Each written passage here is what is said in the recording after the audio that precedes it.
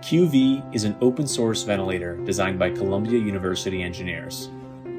Our preliminary designs all use a rotary hinge mechanism to compress an ambu bag.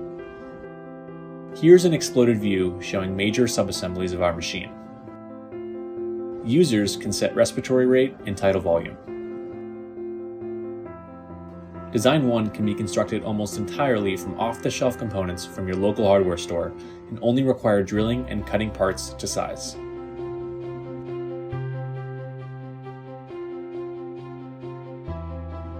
Design 2 can be made almost entirely from 80/20 aluminum extrusion and requires no power tools for assembly.